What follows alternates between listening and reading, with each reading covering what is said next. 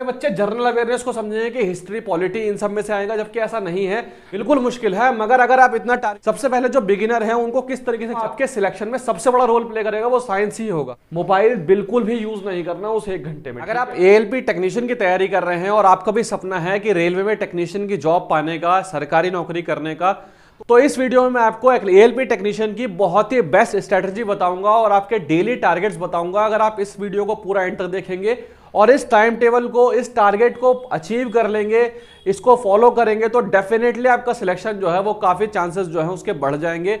अब मैं आपको ये सब चीजें इसलिए बता रहा हूं क्योंकि मैंने भी कई सारे एग्जाम्स दिए थे, रेलवे में, एसएससी में, डीएसएसबी में, जिसमें मैंने क्वालिफाई किया है। रिजल्ट्स मेरे सारे चैनल पे पड़े हैं, आप जाके देख सकते हैं। रेलवे में भी 100 आउट ऑफ 100 मार्क्स आए थे। कई सारे एग्जाम्स दिए हैं, कई सारा एक्सपीरियंस है जो मैं आप लोगों के साथ शेयर करूंगा। वो कौन सा टाइम टेबल था जिसको मैं फॉलो किया करता था, जिससे ज्यादा मार्क्स बन सकते हैं। और वो 2-3 चीजें ऐसी बातें होती हैं जो स्टूडेंट बहुत ज्यादा इग्नोर कर देते हैं, जबकि वो सबसे ज्यादा जरूरी होती हैं एक स्टूडेंट के लिए। तो मैं आपको सबसे ज्यादा जरूरी जो चीजें हैं उसको समझाना चाहूंगा। देखो, सबसे पहले अगर आप तैयारी कर रहे हैं, आप बिगिनर हैं, आपने अभी पढ़ाई स्टार्ट की है, तो सबसे पहली चीज क्या है, आपको डायरेक्ट पढ़ने नहीं बैठना। आपको सबसे जरूरी चीज है आपको कि नोटिफिकेशन में पहले आपको सिलेबस देखना है। ठीक है, सिलेबस में आखिर दिया क्या हुआ है। ऐसा ना हो कि सिलेबस में कोई चीज दी ही नहीं हो और हम उसको पढ़ने लगे किताबों से, या फिर कोई कोर्स बेच रहा है तो उसका पेड कोर्स खरीद के पढ़ने लगे। ऐसा नहीं करना, हमें चीजों को समझना है, एक एक चीज को जो है तरीके से, बिल्कुल टाइम टेबल से, एक स्मार्ट वे में स्ट्रेटेजी बना के चलनी है। क्योंकि कंपटीशन बहुत ज्यादा है और आपके पास सिर्फ सीबीटी 1 ही है, सीबीटी 2 तो खत्म ही कर दिया आप। ठीक है, एक ही सीबीटी है जिसमें आपको जो कुछ करना है उसी से पेपर में करना है और मैक्सिमम आपको मार्क्स लेकर आने हैं। तो वैकेंसी वगैरह तो आपको पता ही है कि यहाँ पर ग्रेड 1 की जो है 1000 के आसपास, ग्रेड 3 जो है उसमें 8050 के आसपास जो है वैकेंसी है, 8052। ठीक है, तो अभी हम इस वीडियो में ग्रेड 3 के बारे में डिस्कशन करेंगे, नेक्स्ट वीडियो में हम ग्रेड 1 के बारे में डिस्कस करेंगे। फिलहाल हम जो टाइम टेबल और जो स्ट्रेटजी हर एक चीज का डिस्कशन करेंगे वो ग्रेड 3 के बारे में करेंगे। जो ग्रेड 3 की तैयारी कर रहे हैं, अगर बुक्स की बात करें तो बुक्स आप जो है मैथ्स रीजनिंग के लिए परचेज कर सकते हैं किरण पब्लिकेशन की। ये वाली बुक और ये वाली बुक को जो है रीजनिंग और मैथ्स की परचेज कर सकते हैं। अगर एएलपी आरपीएफ की कर रहे हैं तो सार संग्रह भी ले सकते हैं, अदरवाइज जो है इसकी जरूरत नहीं पड़ेगी आपको। टेक्नीशियन में आप इन दोनों बुक को जो है प्रेफर कर सकते हैं। देखो, सबसे इंपॉर्टेंट चीज क्या है, सबसे पहला काम जो टेक्नीशियन की तैयारी कर रहे हैं उनके लिए सिलेबस को पढ़ना है। ठीक है, सिलेबस पढ़ना आपके लिए बहुत ज्यादा जरूरी है, क्योंकि आपका सिलेबस में दिया गया है 100 क्वेश्चन आएंगे जो कि 100 मार्क्स के होंगे। इसी 100 मार्क्स में से आपको जो कुछ करना है, क्योंकि इसके बाद डायरेक्ट डॉक्यूमेंट वेरिफिकेशन होगा। 90 मिनट का आपके पास टाइम मिलेगा। 25 क्वेश्चन मैथ्स के आएंगे, 25 रीजनिंग के आएंगे, 40 क्वेश्चन जो है 40 नंबर के आपके जर्नल साइंस के होंगे और 10 नंबर के होंगे आपके जनरल अवेयरनेस। इसको समझ के चलो पहले कि आपको जो तैयारी करनी है वो किस तरीके से प्रिपेयर करना है। ठीक है, आप अगर बिगिनर हैं तो आपकी स्ट्रेटजी सबसे पहले क्या होनी चाहिए, आपने सिलेबस देखना है सबसे पहले कि सिलेबस में आखिर दिया क्या हुआ है। देखो, बहुत सारे बच्चे जनरल अवेयरनेस को समझेंगे कि हिस्ट्री पॉलिटी इन सब में से आएगा, जबकि ऐसा नहीं है। यहां पर साफ साफ लिखा हुआ है कि जनरल अवेयरनेस जो है इसमें आपके करंट अफेयर आएगी, किससे रिलेटेड, साइंस एंड टेक्नोलॉजी से related, sports, culture, personalities, economics. ठीक है, इन सब से रिलेटेड आपकी करंट अफेयर आएगी, ना कि हिस्ट्री, ज्योग्राफी, इन सबको पढ़ना है। ठीक है, सिलेबस में साफ साफ दिया हुआ है आपका 10 नंबर की जो है जनरल अवेयरनेस में करंट अफेयर आएगी। और करंट अफेयर के कौन कौन से टॉपिक आएंगे, स्पोर्ट्स के टॉपिक, साइंस एंड टेक्नोलॉजी के टॉपिक, कल्चर, पर्सनैलिटी। कैसे आ सकते हैं, जैसे साइंस एंड टेक्नोलॉजी में से आपसे इसरो से पूछ सकते हैं, डीआरडीओ से पूछ सकते हैं, ठीक है, पार्क से पूछ सकते हैं, मिसाइल से पूछ सकते हैं। इस टाइप के क्वेश्चन रेलवे में बहुत पूछे जाते हैं, सिलेबस में साफ दिया गया है। ऐसा मत करना कि वर्ल्ड हिस्ट्री पढ़ने बैठ जाओ या कोई पेड कोर्स में या फिर कोई कोर्स में आपको हिस्ट्री पढ़ा रहा है, ज्योग्राफी पढ़ा रहा है और वो पढ़नी स्टार्ट कर दी। सिलेबस में दिया ही नहीं हुआ, जब सिलेबस में नहीं दिया हो तो उस पर मेहनत क्यों करनी। ठीक है, अब आगे बात करते हैं साइंस की। सिलेक्शन के लिए सबसे बड़ा जो रोल प्ले करेगी वो आपकी जनरल साइंस होगी, क्योंकि 40 नंबर की है और बिल्कुल हेर फेर कर देगी, बिल्कुल। ठीक है, और साइंस में क्या दिया हुआ है, इसमें दिया गया है फिजिक्स, केमिस्ट्री और लाइफ साइंस जो होती है वो भी 10th स्टैंडर्ड तक की। ठीक है, मतलब एनसीईआरटी से अगर हम टारगेट करें इस चीजों को तो हम बहुत अच्छा आउटपुट ला सकते हैं। ठीक है, आलतू फालतू की चीजें नहीं पढ़नी, फोकस करना है फिजिक्स केमिस्ट्री पे और सिर्फ लाइफ साइंस पे, क्योंकि सिलेबस में यही दिया गया है और वो सिलेबस के अकॉर्डिंग ही पूछते हैं। बाकी आप मैथ्स और रीजनिंग का जो है यहाँ पे सिलेबस पढ़ सकते हैं, क्या क्या चीजें दी गई है, सबसे जरूरी है। ठीक है, अब हमारा टारगेट क्या होना चाहिए, सबसे पहले जो हम अगर टाइम टेबल बनाते हैं तो हमारा टारगेट होना चाहिए कि हमें पर डे के कम से कम 11 से 12 घंटे हमको निकालने ही होंगे। ठीक है, इतना टाइम तो हमको कम से कम देना ही होगा। हमें टारगेट करना होगा सबसे पहले कि हमारे मैथ्स में किसी भी तरीके से 25 में से 22 के आसपास नंबर आ जाएं। ये हमारा पहला टारगेट है अभी, ठीक है। हमें जो टारगेट बना के चलेंगे, जब मॉक टेस्ट देंगे तो पहला टारगेट कोशिश करेंगे कि 20 से 22 नंबर हमारे मैथ्स में आ जाएं, ठीक है। रीजनिंग में कोशिश करेंगे कि 23 के आसपास नंबर आ जाए। सबसे ज्यादा हमें जान लगानी है साइंस में। अगर 40 नंबर की साइंस आती है तो कोशिश करनी है कि 30 के आसपास जो है नंबर लाने। ये 30 नंबर कैसे लाने ये भी मैं आपको बताऊंगा। साइंस को कैसे प्रिपेयर करना है, कैसे ज्यादा से ज्यादा मार्क्स लाने हैं साइंस में, मैं भी आपको डिस्कस करूंगा। और अगर आपकी जनरल अवेयरनेस यानी करंट अफेयर के टॉपिक 10 नंबर के आ रहे हैं तो इसमें से भी आपको कोशिश करनी है कि 5 से 6 नंबर आपको लाने हैं। इसको एक एक करके डिटेल में डिस्कस करूंगा। ये बहुत मुश्किल है, बहुत सारे स्टूडेंट बोलेंगे बहुत मुश्किल है, ठीक है। बिल्कुल मुश्किल है, मगर अगर आप इतना टारगेट लेकर चलेंगे, इतना सोच के चलेंगे, तब जाके आपका सिलेक्शन के चांसेस बनेंगे, क्योंकि कंपटीशन तगड़ा रहेगा, कट ऑफ बहुत हाई जाएगी, आप चाहे देख लेना, ठीक है।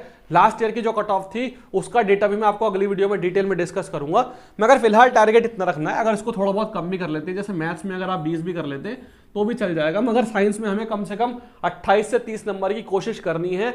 और इतने अचीव भी हो सकते हैं, कोई बहुत बड़ी बात नहीं है, अचीव हो जाएंगे। इसका तरीका मैं आपको बताऊंगा, ठीक है। सबसे पहले जो बिगिनर है उनको किस तरीके से चलना है, अभी आपके पास टाइम है, अभी टेक्नीशियन की वैकेंसी आई है, अभी आपके पास जो है काफी टाइम है। अगर आप बिल्कुल जीरो से भी प्रिपेयर करेंगे तो भी एक काफी अच्छी तैयारी कर सकते हैं। सबसे पहले आपको क्या करना है, इस टाइम टेबल का स्क्रीनशॉट ले लो। मैं साइड हट जाता हूं। ये वाला जो टाइम टेबल है पूरी कोशिश करनी है कि इसको फॉलो करने। ये तो वो टाइम टेबल है जो मैं फॉलो किया करता था। इस टाइम टेबल में आप अपने हिसाब से चेंज कर सकते हैं। आप इसको जो है रात में बढ़ा सकते हैं। अगर कुछ लोग रात में पढ़ना प्रेफर करते हैं 3 बजे तक 4 बजे तक, तो वो इसको चेंज कर सकते हैं। कोई मॉर्निंग में उठ के पढ़ते हैं 5 बजे 6 बजे 7 बजे, तो सभी लोग अपने टाइम के हिसाब से इसको चेंज कर लेंगे। मैं आपको एक बेसिक टाइम टेबल बता रहा हूं जिसको आप जो है फॉलो करेंगे। इसके टाइमिंग को आप अपने हिसाब से चेंज कर सकते हैं। जैसे कि अगर आप सुबह उठते हैं तो आधा घंटा आप ब्रेकफास्ट में, नहाने धोने में, इन सब चीजों में अपना यूज कर सकते हैं। 8:45 से लेकर 12:45 तक, ठीक है, 8:45 से 12:45 तक सबसे पहले जब आप पढ़ने बैठेंगे तो आपका स्टडी का जो पहला स्लॉट होना चाहिए, फर्स्ट स्लॉट, वो 4 घंटे का होना चाहिए। और उस 4 घंटे में से आप 3 घंटे मैथ्स को देंगे, 1 घंटा आप रीजनिंग को देंगे, ठीक है। और आपका टारगेट होना चाहिए कि मैथ्स के 70 क्वेश्चन और रीजनिंग के 50 क्वेश्चन आपको सॉल्व करने हैं। 3 घंटे में मैथ्स के 70 क्वेश्चन करना कोई बहुत बड़ी बात नहीं होती। अगर किसी स्टूडेंट को लगता है 3 घंटे में 70 क्वेश्चन बहुत ज्यादा मुश्किल टास्क है, तो भाई ये कंपटीशन तगड़ा है, आपको करना पड़ेगा, ठीक है। आपको ये चीजें करनी पड़ेंगी। सीजीएल में भी 2 घंटे में 100 क्वेश्चन जो है मेंस में कर लिया करते थे, अब मेंस में 100 क्वेश्चन आया करते थे, ठीक है। तो ये इतना आपको टारगेट रखना पड़ेगा, तब जाके आपकी तैयारी एक बहुत अच्छे लेवल पर आएगी। 4 घंटे का आपको पहला स्लॉट देना है जिसमें मैथ्स और रीजनिंग करनी है। उसके बाद आप 1 घंटा रख सकते हैं अपने लंच वगैरह के लिए, रेस्ट कर सकते हैं थोड़ा। उसके बाद आपको सेकंड स्लॉट रखना है 2 बजे से 6 बजे तक। 4 घंटे आपको साइंस को देने पड़ेंगे। मैं बोलता हूं कि 4 से आप 4.5 घंटे भी अगर आप पढ़ते हैं साइंस तो भी ठीक है। साइंस को आपको 4, 4.5, 5 घंटे पर डे देना पड़ेगा, क्योंकि साइंस ही एक ऐसा टॉपिक बनेगा जो बिल्कुल हेर फेर करेगा, ठीक है। जो आपके सिलेक्शन में सबसे बड़ा रोल प्ले करेगा वो साइंस ही होगा। जिस स्टूडेंट के साइंस में अच्छे मार्क्स आएंगे उस स्टूडेंट के सिलेक्शन के चांसेस सबसे ज्यादा रहेंगे, क्योंकि रीजनिंग सबकी लगभग बराबर रहेगी। करंट अफेयर में भी ज्यादा से ज्यादा 1 से 2 नंबर का फर्क आएगा, ठीक है। मैथ्स भी लगभग सबकी बराबर रहती है, मगर साइंस में सबसे ज्यादा फर्क आएगा।